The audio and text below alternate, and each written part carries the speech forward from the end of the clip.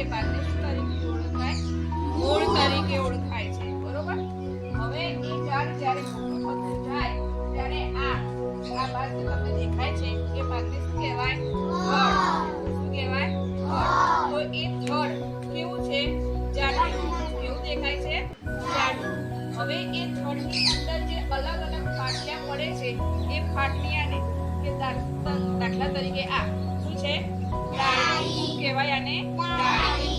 હવે એ ડાળીમાંથી અલગ અલગ આવી રીતે જે છે લીલાછમ જે દેખાય છે એને શું કહેવાય?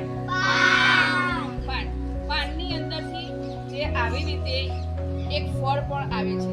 એ ફળને આપણે શું તરીકે ઓળખીએ છીએ? ટેટા તરીકે ઓળખીએ છીએ. કેવું શું ઓળખીએ? ટેટા. હવે એ ટેટાનો રંગ કેવો હોય છે? લાલ રંગ. બાળકો જો આ ડાળી છે, આ ડાળીની અંદર પાંદડા છે. પાંદડાનો કલર કેવો છે? લીલો. એને પણ એક ફળ આવે છે. એ ફળને શું કહેવાય? ટેટા. ટેટાનો રંગ કેવો છે? કેવો છે? દેખાય છે બધાને? આ જે વડ છે એટલે આ લટકતા મૂળને શું કહેવાય? વડવાઈ. તો આ વડવાઈ તરીકે આને ઓળખાય છે. તો આ વડવાઈના નામ પકડીને પણ આપણે નીચલા ખાતા હોઈએ છીએ. આપણે નહીં કહેતા નીચલા ખાવાની બહુ મજા પડે છે. તો આ વડવાઈનું પણ નીચલા આપણે કરી શકીએ છીએ. બરોબર?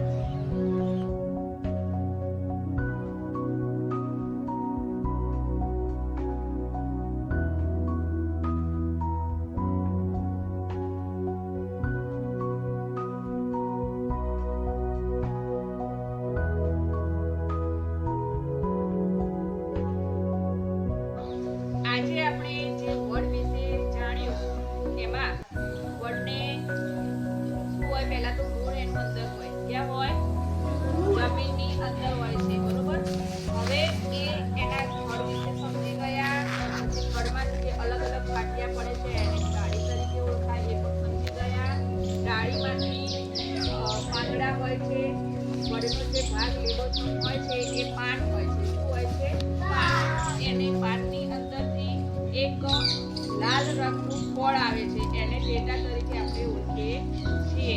અને આ રીતે વડવાઈ પણ હોય છે વડને, જેને આપણે